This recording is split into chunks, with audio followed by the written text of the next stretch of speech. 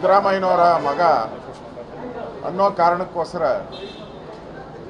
ಯತೀಂದ್ರ ಅವರು ರಾಷ್ಟ್ರ ನಾಯಕರ ಬಗ್ಗೆ ಮಾತಾಡಿಬಿಟ್ರೆ ನಾನು ದೊಡ್ಡ ವ್ಯಕ್ತಿ ಆಗೋತೀನಿ, ನನಗೆ ಭಾಳ ಬೆಲೆ ಬರುತ್ತೆ ದೊಡ್ಡ ವ್ಯಕ್ತಿಗಳನ್ನ ಟೀಕೆ ಮಾಡಿದ್ರೆ ಅಂತ ಒಂದು ರೀತಿ ಉಚ್ಚಾಪಟ್ಟೆ, ಹತಾಶ ಮನೋಭಾವ, ಬುದ್ಧಿಭ್ರಮಣೆ, ಇಮ್ಮೆಚ್ಯೂರಿಟಿ, ಅಂದರೆ ಅವ್ರಿಗೆ ಜ್ಞಾನ ಕಡಿಮೆ, ಯಾರ ಬಗ್ಗೆ ಮಾತಾಡಬೇಕು, ಯಾರ ಬಗ್ಗೆ ನಾನು ಟೀಕೆ ಮಾಡ್ಬೋದು ಅಂತ ಆ ಲೆವೆಲ್ಲೂ ಇಲ್ಲದಂಥ ವ್ಯಕ್ತಿ ಅವರು. ಅಮಿತ್ ಶಾ ಈ ದೇಶದ ಗೃಹ ಸಚಿವರಾಗಿ ಕೆಲಸ ಮಾಡ್ತಾ ಇರೋರು.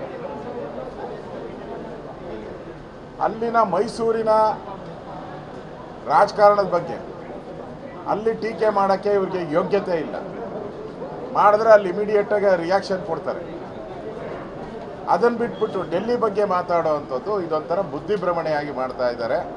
ಇಂಥ ಹೇಳಿಕೆಗಳು ಕಾಂಗ್ರೆಸ್ ಅವರು ನಿರಂತರವಾಗಿ, ಹಿಂದೆ ಮೋದಿ ಬಗ್ಗೆ ಚಾಯ್ವಾಲಾ ಅಂತ ಹೇಳಿದ್ರು, ಮೋದಿಯವ್ರನ್ನ ಟೀಕೆ ಮಾಡಿದ್ರು, ಮೋದಿ ಕುಟುಂಬದ ಬಗ್ಗೆ ಮಾತಾಡಿದ್ರು, ಅದೆಲ್ಲ ಅವರಿಗೆ ರಿವರ್ಸ್ ಆಗಿದೆ. ಸಿದ್ದರಾಮಯ್ಯನವ್ರ ಮಗ ಅಂತೇಳಿ ಈ ಥರ ದುರಾಂಕಾರದ ಬಾಲಿಶ ಹೇಳಿಕೆ, ಕೊಬ್ಬಿನ ದುರಾಂಕಾರ, ಕೊಬ್ಬಿದ ಹೇಳಿಕೆಯನ್ನು ಕೊಡುವಂಥದ್ದು ಇದು ಕಾಂಗ್ರೆಸ್ಸಿನ ಆ DNA-ಯಲ್ಲೇ ಬಂದ್ಬಿಟ್ಟಿದೆ. ಈಗಾಗಲೇ ರಾಹುಲ್ ಗಾಂಧಿ ಜೈಲು ಅನುಭವಿಸೋವಂಥದ್ದಕ್ಕೆ ಜೈಲು ಕಟ್ಕಡೆಯಲ್ಲಿದ್ದಾರೆ.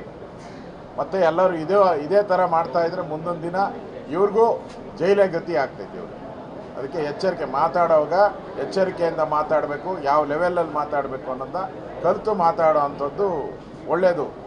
ಈ ಹೇಳಿಕೆಯನ್ನು ನಾನು ಖಂಡಿಸ್ತೀನಿ. 100% ಅವ್ರ ಬಗ್ಗೆ BJP ದೂರನ್ನು ದಾಖಲು ಮಾಡ್ತೈತೆ. ಗೃಹ ಸಚಿವರ ಬಗ್ಗೆ ಹೇಳಿಕೆಯನ್ನು ಕೊಟ್ಟಿರೋದನ್ನು ದೂರನ್ನು ದಾಖಲೆ ಮಾಡ್ತೈತೆ. JDS ಮತ್ತು BJP ಎರಡೂ ಪಕ್ಷಗಳು ಈಗಾಗಲೇ ಹಾಲು ಜೇನು ರೀತಿ ಕೆಲಸ ಮಾಡ್ತಾ ಇದ್ದಾರೆ. ಇನ್ನಷ್ಟು ಸಮನ್ವಯದಿಂದ ಕೆಲಸ ಮಾಡುವಂಥ ದೃಷ್ಟಿಯಿಂದ ನಿನ್ನೆನೂ ಕೂಡ ನಾವು ನಮ್ಮ ಜಯನಗರದಲ್ಲಿ ನಾವು ಕುಮಾರಸ್ವಾಮಿಯವರೆಲ್ಲ ಸೇರಿದ್ರಿ. ಇವತ್ತು ವಿಸ್ತೃತವಾಗಿ ಮತ್ತೊಮ್ಮೆ ಅವರ ಪಕ್ಷದ ಮುಖಂಡರು, ನಮ್ಮ ಪಕ್ಷದ ಮುಖಂಡರು ಸೇರಿ ಯಾವ್ಯಾವ ಲೋಕಸಭೆ ಕ್ಷೇತ್ರದಲ್ಲಿ ಯಾವ ತಂತ್ರಗಾರಿಕೆಯನ್ನು ಮಾಡಬೇಕು, ಹೇಗೆ ಚುನಾವಣೆಯನ್ನು ಎದುರಿಸಬೇಕು ಮತ್ತು 28ಕ್ಕೆ 28 ಸ್ಥಾನ ಗೆಲ್ಲುವಂಥದ್ದಕ್ಕೆ ಏನು ರಣತಂತ್ರಗಳನ್ನು ಮಾಡಬೇಕು. ಮುಂದೆ ಈಗ ನಾಮಿನೇಷನ್ ಶುರುವಾಗ್ತಾ ಇದೆ. ಯಾರ್ಯಾರು ನಾಮಿನೇಷನ್ಗೆ ಯಾರ್ಯಾರು ಮುಖಂಡರುಗಳು ಹೋಗಬೇಕು, ಒಂದು ಒಗ್ಗಟ್ಟನ್ನು ತೋರಿಸುವಂಥ ದೃಷ್ಟಿ ಮತ್ತು ಕೆಲಸ ಮಾಡುವಂಥ ದೃಷ್ಟಿ, ಚುನಾವಣೆಯವರೆಗೂ ಕೂಡ ನಾವೆಲ್ಲರೂ ಕೂಡ ಅಣ್ಣ ತಮ್ಮಂದರಂತೆ ಕೆಲಸ ಮಾಡಿ ಈ ರಾಜ್ಯದಲ್ಲಿ ಇರ್ತಕ್ಕಂಥ ಭ್ರಷ್ಟ ಸರ್ಕಾರ, ಮೋಸ ಮಾಡಿದ ಸರ್ಕಾರ, ದುರಾಂಕಾರದ ಸರ್ಕಾರ, ಬರದ ಹಣವನ್ನು ಕೊಡೋಕ್ಕೆ ಯೋಗ್ಯತೆ ಇಲ್ಲದಂಥ ಸರ್ಕಾರ, ಕುಡಿಯೋ ನೀರು ಕೊಡೋಕ್ಕೂ ಯೋಗ್ಯತೆ ಇಲ್ಲದಂಥ ಸರ್ಕಾರಕ್ಕೆ ಒಂದು ಬಿಸಿ ಮುಟ್ಟಿಸಬೇಕು. ಜನಕ್ಕೆ ನಾನು ಕರೆ ಕೊಡ್ತಾ ಇದ್ದೀನಿ.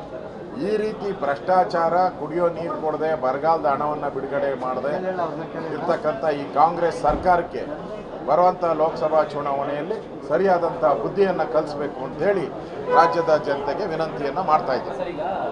ರಾಜ್ಯ ಮಟ್ಟದಲ್ಲಿ ಸಮನ್ವಯ ಆಗ್ತಿದೆ, ಸ್ಥಳೀಯ ಮಟ್ಟದಲ್ಲಿ ಕಾರ್ಯಕರ್ತ ಮಟ್ಟದಲ್ಲಿ ಅದಕ್ಕೇನು ಪ್ಲಾನ್ಗಳನ್ನು ಮಾಡ್ತಿದ್ದೀರಿ? ಈಗ ಮೊದಲ ಹಂತದಲ್ಲಿ ರಾಜ್ಯ ಮಟ್ಟದಲ್ಲಿ ಮಾಡ್ತಾ ಇದ್ದೀರಿ, ಈಗ ಜಿಲ್ಲಾ ಮಟ್ಟದಲ್ಲೂ ಪ್ರಾರಂಭ ಮಾಡಿದಿರಿ. ಮೈಸೂರು, ಮಂಡ್ಯ ಈ ಕಡೆ ಎಲ್ಲ ಆಗ್ತಾ ಇದೆ. ಪ್ರತಿ ಜಿಲ್ಲೆಯಲ್ಲೂ ಕೂಡ ಈ ರೀತಿ ಸಮನ್ವಯ ಮಾಡುವಂಥದ್ದಕ್ಕೆ, ಅದಾದಮೇಲೆ ತಾಲೂಕು ಲೆವೆಲಲ್ಲೂ ಕೂಡ ಸಮನ್ವಯ ಆಗುವಂಥದ್ದಕ್ಕೆ ನಾವು ಕೆಲಸವನ್ನು ನಾವು ಮಾಡ್ತೀರಿ. ಮತ್ತು ಎಲ್ಲ ವಿಧಾನಸಭಾ ಕ್ಷೇತ್ರದಲ್ಲೂ ಒಟ್ಟೊಟ್ಟಿಗೆ ಕೆಲಸ ಮಾಡುವಂಥದ್ದಕ್ಕೆ 3ನೇ ಹಂತದಲ್ಲೂ ಕೂಡ ಹೊಂದಾಣಿಕೆ, ಒಂದು ರೀತಿ ಅಣ್ಣ ತಮ್ಮದ ರೀತಿ ಕೆಲಸ ಮಾಡುವಂಥದ್ದಕ್ಕೆ ನಾವು ಈಗಾಗಲೇ ಇಲ್ಲಿ ಸೂಚನೆಯನ್ನು ಕೊಡ್ತೀವಿ ನಾವೆಲ್ಲ.